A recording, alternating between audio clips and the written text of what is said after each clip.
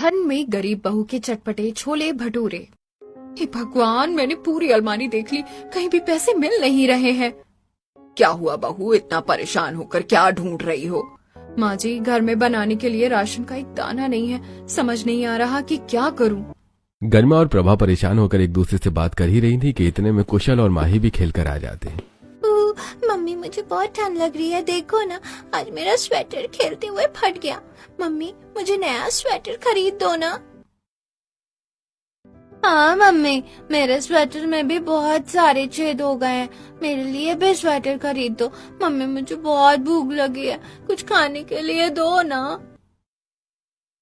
बच्चों, अभी तो खाने के लिए कुछ भी नहीं है, लेकिन तुम लोग थोड़ा सा इंतजार कर लो। जैसे ही तुम्हारे पापा काम से लौटेंगे, मैं तुम लोगों के लिए अच्छा अच्छा खाना बनाऊंगी और उनसे स्वेटर खरीदने के लिए भी कहूंगी। आप सच कह रही हो मम्मी, आप सच में बेस्ट हो।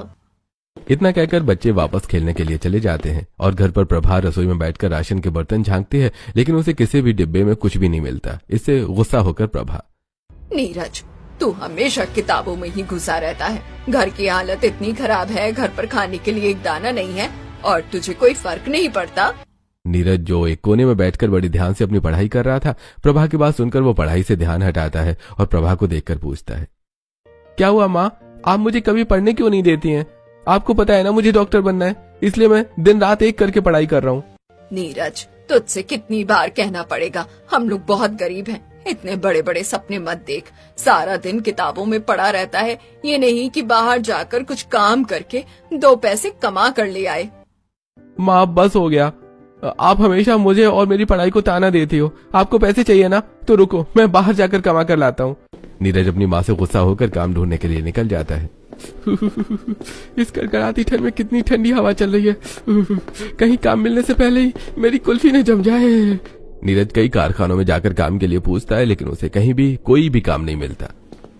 फिर आखिर में वो परेशान होकर सब्जी मंडी जाता है, जहां उसे गाड़ी में माल लोड करने का काम मिल जाता है। चलो अच्छा है, मुझे कोई काम तो मिला, कम से कम 2 घंटे काम करके मैं 200 रुपए कमा लूंगा। नीरज ठंड में कांपते हुए एक एक बोरी उठाकर उसे ट्रक में लोड करता है। कुछ ही देर में वो सारा सामान ट्रक में लोड कर देता है। अरे भाई लड़के, तूने तो बहुत जल्दी मेरा सारा माल ट्रक में लोड कर दिया है, ले तेरे 200 रुपए। नीरज धनीराम से पैसे लेकर सीधे बनिए की दुकान पर जाकर थोड़ा बहुत राशन लेकर घर आ जाता है।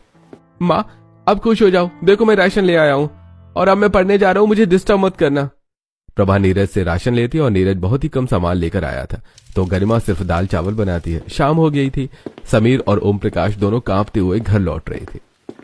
आज तो ठंडी हवाएं कांटे की तरह चुभ रही हैं। मुझे कहीं सर्दी न लग जाए। अरे बेटा, ठंडी से ज्यादा तो मुझे अभी घर की चिंता हो रही है।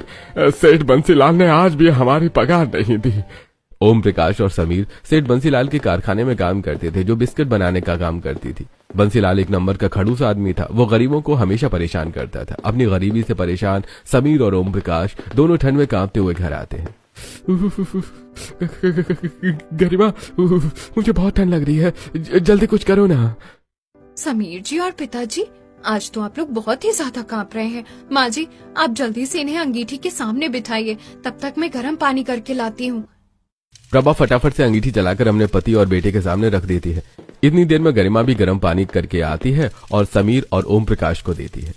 आप दोनों फटाफट से गर्म पानी पी लीजिए, इससे आपके शरीर को गर्माहट मिलेगी और सर्दी भी भाग जाएगी। समीर और ओम प्रकाश दोनों गर्म पानी पीते हैं, जिससे उनका कांपना बंद हो जाता है। थोड़ी देर में सभी खाना खाने के लिए बैठ जाते हैं। प्रभा सभी को चावल और पानी जैसी दाल देती है, जिसे देखकर, मम्मी, आज भी वही फीकी वाली दाल बना दी आपने।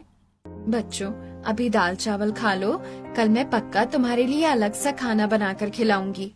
नहीं मम्मी, मैं नहीं खाऊंगा। मेरे स्कूल में सभी अपनी मम्मी के हाथ का बना चटपटा खाना लेकर आते हैं, लेकिन आप हमें सिर्फ सूखी रोटी और अचार देती हो। मम्मी, स्कूल के बच्चे हमारे टिफिन का काफी मजाक उड़ाते हैं। एक तरफ जहां बच्चे अच्छा चटपटा खाना खाने की जिद करते हैं, तो वहीं दूसरी तरफ पड़ोस के राजवीर के घर से गर्मा गर्म चटपटे छोले भटूरे की खुशबू आती है। अरे वाह, छोले भटूरे की कितनी अच्छी खुशबू आ रही है। इस चटपटे छोले भटूरे के आगे तो ये दाल चावल मुझसे खाई नहीं जा रहे हैं। अपनी चटोरी जुबान को काबू में रखो, तुम्हें समझ नहीं आता क्या? बच्चे भी चटपटा खाना चाहते हैं। कम से कम उनके सामने तो ऐसी बात मत करो। प्रभा से डांट खाने के बाद ओम प्रकाश चुप हो जाता है और सभी खाना खाने लगते हैं। लेकिन अपने घर वालों को छोले भटूरे के लिए तरसता देखकर गरिमा की आंखों में आंसू आ जाते हैं। अगली सुबह फिर से गरिमा बच्चों के टिफिन में सूखी रोटी और अचार दे देती है। बच्चे टिफिन लेकर स्कूल चले जाते हैं कि तभी माँ जी, हमारी पड़ोसी कोमल बता रही थी कि थोड़ी दूर पर एक नई कोठी में एक परिवार रहने के लिए आया है और उन्हें काम करने वाले की जरूरत है। मैं सोच रही हूँ उनके घर पर काम कर लूँ। गरिमा, मुझे नहीं लगता ये सही रहेगा। तुम हमारे घर की बहू हो, हमारे घर की इज्जत किसी और के घर पर जाकर काम करे, ये अच्छा नहीं लगता। माँ जी, मैं आपकी हिचक समझ रही हूँ, लेकिन अभी हमें पैसों की सच में जरूरत है। आप खुद देखो ना, घर पर सभी लोग अच्छा खाना खाने के लिए तरस रहे हैं। ठीक है गरिमा, तू कोमल के साथ जाकर काम की बात कर ले। गरिमा कोमल के साथ काम की बात करने के लिए चली जाती है। सुबह के 10 बज गए थे, लेकिन ठंड की वजह से धूप का कोई नामो निशान नहीं था और ठंडी हवाएं सन सन करके चल रही थी। कोमल, इस मुई ठंड ने तो मेरी हालत खराब कर दी है। वो नई कोठी कहाँ है? ये ठंडी हवाएं शूल की तरह चुभ रही हैं। गरिमा भाभी, ठंड तो सच में बहुत ज्यादा है, लेकिन क्या करें, मजबूरी है, काम तो करना ही पड़ेगा। बस कोठी आई ही गई है, इस सड़क पार करने के बाद हम अपनी मंजिल पर पहुंच जाएंगे। गरिमा और कोमल दोनों नई कोठी पहुंच जाती हैं, जहां कोमल घर की मालकिन निशा से गरिमा को उनके घर के काम करने के लिए रखने को कहती है। गरिमा, तुम घर का सारा काम कर लेती हो ना? देखो, ज्यादा गलती मत करना वरना मैं पगार काट लूंगी। ठीक है मालकिन, मैं आपको शिकायत का एक मौका नहीं दूंगी।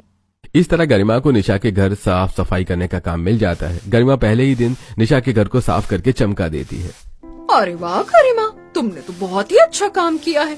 तुम्हें खाना बनाना आता है ना? एक काम करो, हमारे लिए जीरा राइस, चटपटी पनीर की सब्जी, रायता, तड़के वाली दाल, चटनी, सब कुछ बना दो।